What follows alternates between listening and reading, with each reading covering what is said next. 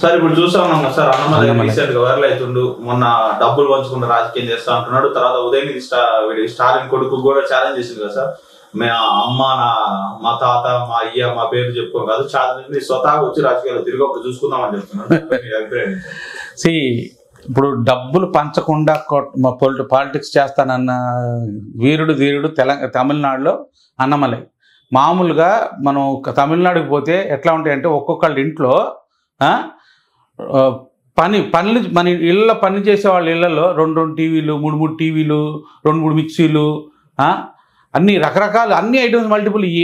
మీ ఇంట్లో ఏంది ఒకటే టీవీ ఉంది, మా ఇంట్లో అయితే 2 టీవీలు ఉన్నాయని చెప్పని ఇంట్లో పనిచేసే వాళ్ళు అంటారు. అక్కడ ఏంటంటే ఈ పార్టీలు అన్నీ ఇట్లా ఉచితాలు పంచడం బాగా అలవాటు అక్కడ. మెయిన్ సౌత్ ఇండియాలో ఇది ఒకటి ఎక్కువ, నార్త్ ఇండియాలో చాలా తక్కువ. వాళ్ళకి ఏదో కూలీనాల ఇచ్చేటట్టుగా 500 ఎంతో ఇచ్చి ఓట్లకు తీసుకొచ్చుకుంటారు, కానీ ఇక్కడ మాత్రం మన సౌత్ ఇండియాలో విపరీతం. సో అటువంటి సిట్యువేషన్లో మన తెలంగాణలో కూడా సిమిలర్ సిట్యువేషన్లో ఫైట్ చేసిన అతను మన కామారెడ్డి ఎమ్మెల్యే, అతని పేరేంటి, వెంకటరమణారెడ్డి కదా. ఆయన కూడా ₹1 పంచకుండా ఆ పంచే డబ్బులు ఏదో ముందే ఆయన సొంత డబ్బులు అభివృద్ధికి, తన యొక్క కాన్స్టిట్యున్సీ అభివృద్ధికి కొన్ని కోట్ల రూపాయలు ఆయన సొంత చేతుల్లోంచి ఖర్చు పెట్టి ఎమ్మెల్యేగా లేకపోయినా కూడా అభివృద్ధికి చేశాడు. కాబట్టి అక్కడ కంపల్సరీ గెలుస్తాడని చెప్పని అనుకొని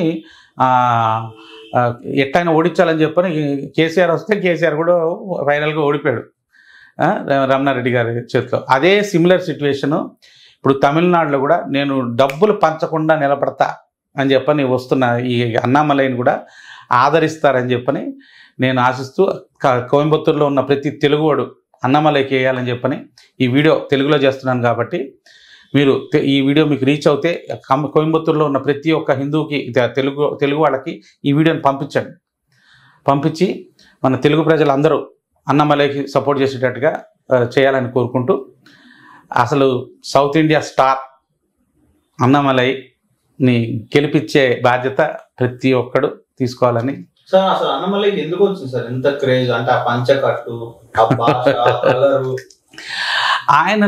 ఆయనకి ఏదో అదృశ్య శక్తి ఆయన ఫేస్లో కనపడతా ఉంది. అంటే అదృశ్య శక్తి అనకుండా ఆయనలో ఒక వైబ్రేషన్, ఎవరికి చూసినా కూడా ఫేస్ చూస్తేనే ఆయన్ని మాట్లాడక ముందే ఆయనలో ఒక అట్రాక్షన్ కనపడతా ఉంది. ప్రతి ఒక్కళ్ళకి ఆయన్ని చూడంగానే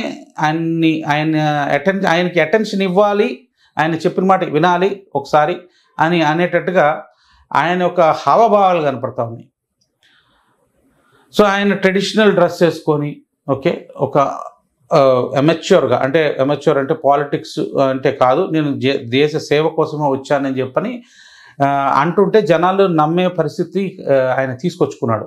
అంటే నేను అనుకోవటము ఆయనకి ఏదో ఒక కారణ జన్ముడిలాగా కనపడతా ఉన్నాడు నాకైతే. సౌత్ ఇండియాని బతికించడానికి కోసం వచ్చిన మురుగన్ లాగా కనపడతా ఉన్నాడు నాకు. ఎందుకంటే ఆయన చూస్తుంటేనే ఏందో ఒళ్ళు జలతరిస్తూ ఉంటుంది. అరే మనకి ఇంత మంచి లీడర్ దొరుకుతున్నాడు మన సౌత్ ఇండియా నుంచి, మనం తమిళ్ కాకపోయినా కూడా ఆయన చూస్తుంటేనే ఎంతో సంతోషం ఆనందం వేస్తూ ఉంటుంది.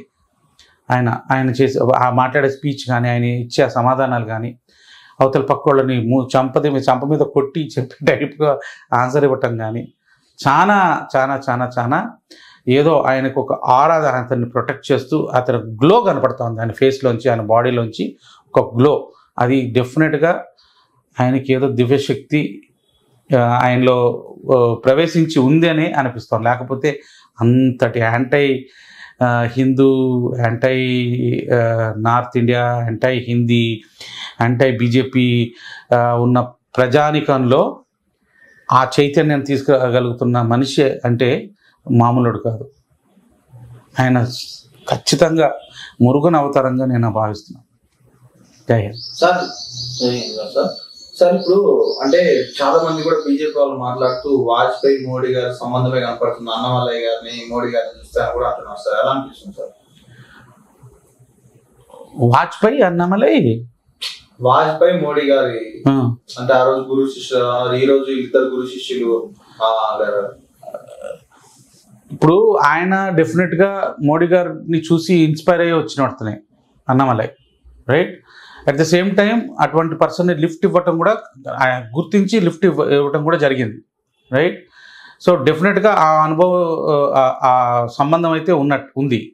So future leader can come from future India, prime minister of India can come from Tamil Nadu అని చెప్పని అమిత్ షానే అనేసారు.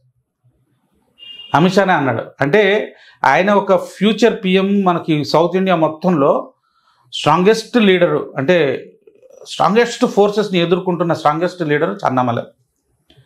కాబట్టి రేపు ఫ్యూచర్ చీఫ్ మినిస్టర్ అయ్యి తర్వాత ప్రైమ్ మినిస్టర్ అవడానికి next 20 years, maybe around next 20 yearsలో ప్రైమ్ మినిస్టర్ అయ్యే అవకాశం కూడా ఆయనలో ఆ శక్తి, ఆ డిటర్మినేషను, ఆ మొత్తం భారతదేశం అంతా కూడా హర్షించదగ్గే పర్సన్ లాగా వచ్చాడు. అయితే ఇప్పుడు అంటే అన్నమలై వర్సెస్ ఆర్ఎస్ ప్రవీణ్ కుమార్ కూడా కంపేర్ చేస్తున్నారు సార్. ఆ ఐపీఎస్ ఏమో అలా పోరాడుతుంది, ఈ ఐపీఎస్ ఏమో ఊసర వాళ్ళ మాదిరి రంగులు మారుస్తారు అని కూడా అంటున్నారు సార్. అన్నమలైకి ఆర్ఎస్ ప్రవీణ్ కుమార్ కి డిఫరెన్స్? ఆర్ఎస్ ప్రవీణ్ అసలు క్యాండిడేట్ ఐపీఎస్ అంతంత మాత్రాన నేత అయిపోతాడా? ఆ బ్రిటిష్ వాళ్ళు తయారు చేసిన మైండ్ సెట్కి సపోర్ట్ చేసే ఆర్ఎస్ ప్రవీణ్కి ఈ దేశం గురించి సర్వీస్ చేయడానికి వచ్చిన అన్నమలైకి కంపేర్ చేయడం అనేది అసలు సిగ్గు చేయటం. అంత దరిద్రపు సిచ్యువేషన్ మనకు రాకూడదని నేను కోరుకుంటున్నా. అసలు RS Praveen is nobody before Annamalai. So Annamalai is Annamalai. That's it.